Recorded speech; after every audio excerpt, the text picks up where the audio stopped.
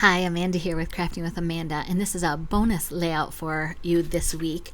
I am doing the Craft IQ challenge for October 2021, and this is the sketch that's on the right hand side that we are supposed to follow.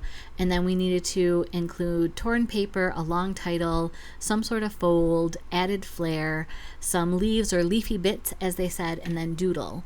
So I pulled out, I had found in my little file folders of all my photos this one poor photo all by itself. So I thought, you know what, I don't do a lot of single page layouts, but these challenges are set up for that way. Not that you can't stretch them to two, but they are. So looking at the colors in the photo that I found, I pulled the July August mix-in papers from the Close to My Heart July August catalog, and I love that this has grid paper.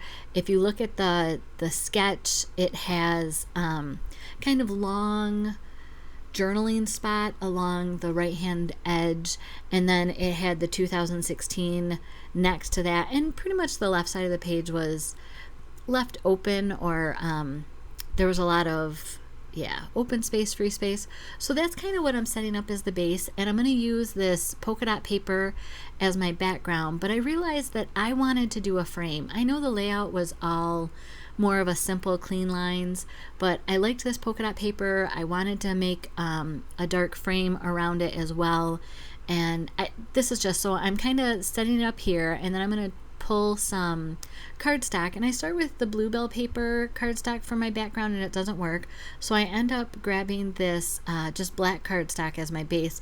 And I know it's hard to see on my Versa mat, but it is there, and later in the photos, the beauty shots as I call them, you'll be able to see them. So to do my torn edge, I'm trying to rip the side of the paper, and if you pull it towards you, then you reveal the white core of the Close to My Heart paper.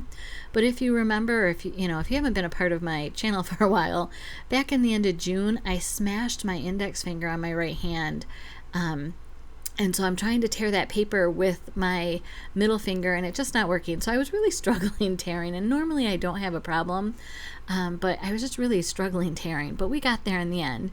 So I have that done, and then I like to just put a little bit of adhesive runner to hold the paper down onto the Versa mat, just so that it isn't moving, and you can also then line up your other papers a little easier, because you can use the grid line or the numbers at the top and bottom.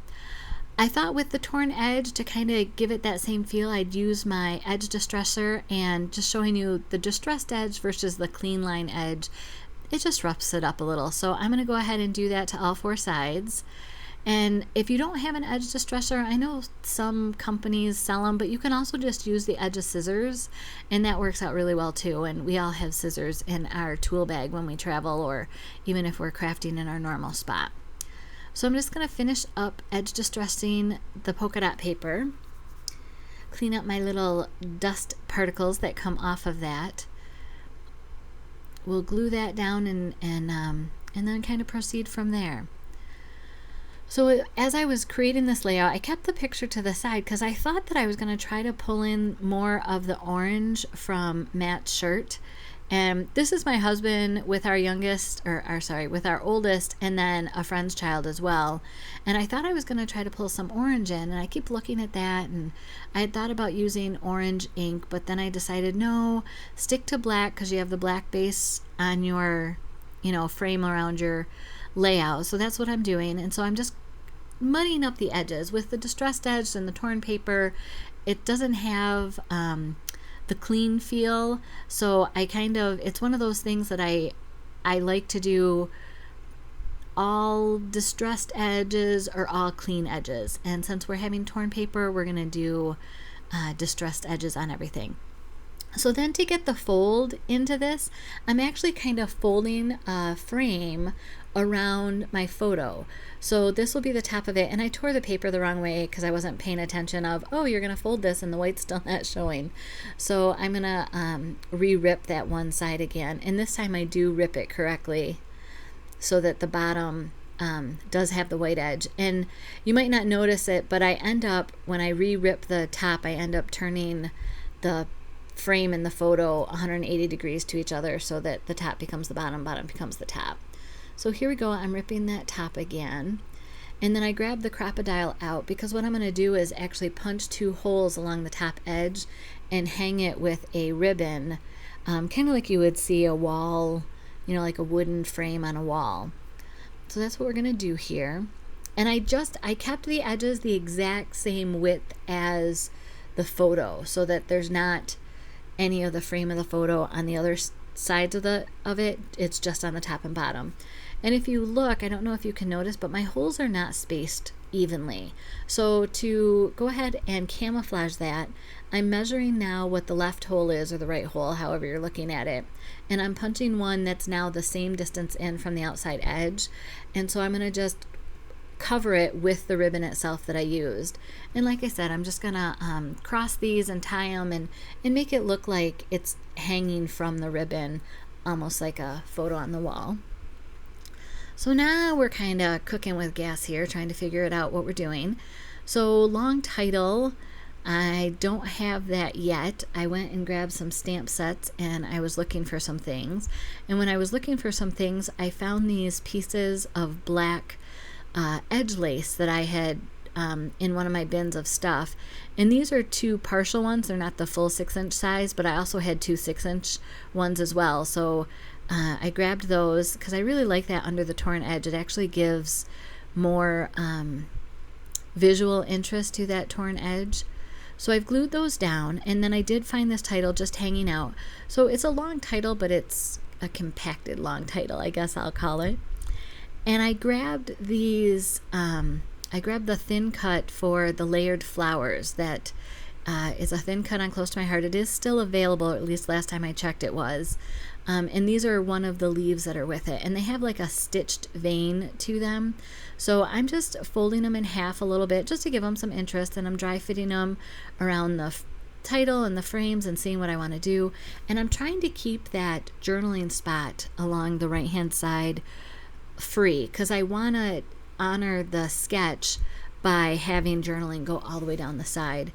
And when I had pulled my stamp sets, there just happened to be this little open heart on one of them. And I encourage you to go and look for the other little images that are on your stamp sets, because you'll be surprised, or at least I'm surprised, of these little bonuses that they throw in there on the stamp sets that you don't necessarily see at first glance. So here I'm tying in some of that orange color with paprika. Yes, with paprika ink. And I'm just kind of putting the hearts there wherever. And again, on one of the stamp sets, it had one a day. So to tie in more of that orange from the shirt, again, just, it's kind of a subtitle, I guess they call it. But it's giving some balance to the page with the orange little hearts plus the title. And then I'll end up remembering that for a club card, I made some orange flowers. But before I get to that recollection, I decided part of my doodling would be to do hand-stitched lines on the black frame cardstock. So I don't make you watch all of that, but this is the last edge that I'm doing. And so we have a stitched edge now all around that cardstock, and it's actually a little easier to see with that stitches on there. So I grab my pencil and I'm trying to do some doodling flair. So kind of just the wisps coming out from underneath the leaves, and I'm just practicing with the pencil, and then I'll grab a marker, and I'm not sure which tone of this burnt orange tri-blend marker I want to use. It turns out that it's the dark one that works with the paprika color best for this image. So again, I'm just kind of making some flair and doodling at the same time. And I'm not, at this point, it's fine. I'm not fully feeling it. It feels like I need something more. And even I remember as I'm making these flair, these doodles, I'm thinking there's got to be more. There's got to be something else. This is feeling too blank. So like I said, I remembered I made these for another project. I had just one night when I was I needed to do something business-wise, but I didn't have the brain capacity for much creativity. I just got out paper and ran it through the cutting machine with the thin cuts. And this is the layered flowers. So I just took the Sharpie pen because it has a little bit thicker barrel than most pencils. And I'm just using it to kind of pinch the leaves around to give them a little bit of shape, but not too much pointiness or definition, just a little bit of interest, I'll call it. So I'm going to do that on all of these. And then I also grabbed some of the smaller, they're pansy-like, but they're not really pansy. They're kind of just a whimsical flower combination in my world that has the shortbread and then the paprika along with, I believe it's avocado green that's also in there. So here I end up covering up most of my flares and doodles, and it wasn't necessarily intentional, but I really liked how these flowers were looking.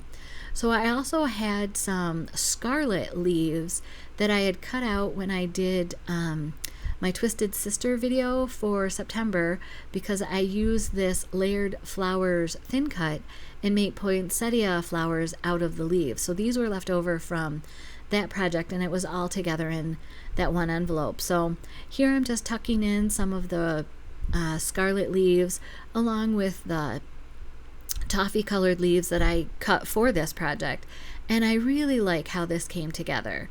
At this point I'm kind of looking at things, and you always have to have a little bling, right? Something sparkly to draw your eye. So I decided to get out the gold sequins, and they're just loose sequins.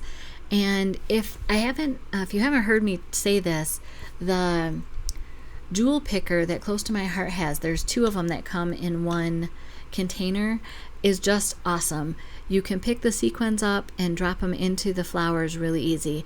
I got too big of a dollop of glue, and so I'm trying to recover it and scoop it up with my piercing tool.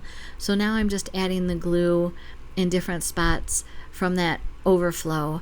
But like I said, this tool from Close to My Heart is just amazing. You can just pick up the little sparkle or the gem, and if you just roll the pencil in your hand, it comes right off. It's the best jewel picker that I've used yet, and I'm rather impressed. And I didn't, I'm always skeptical on some of these things, but this just, you can do it with one hand. So here again, I'm still just using up the last of that glue, and probably most people would have taken that glue and just wiped it up and been done with it. I don't know.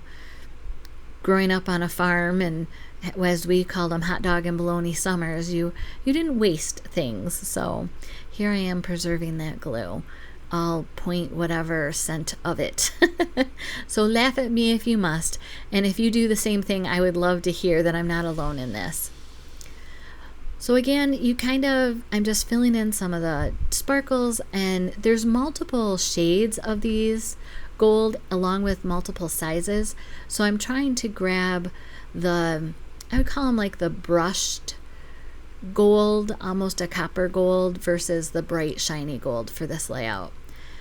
So here I've done all the journaling, and it just talks about how that it was a warm day in the spring and our friends came up and we went to the Soo Locks. So if you haven't subscribed to my channel, I would love you to do that, join our family, and then here's another video you may be interested in, and I hope you have a blessed day. Thank you.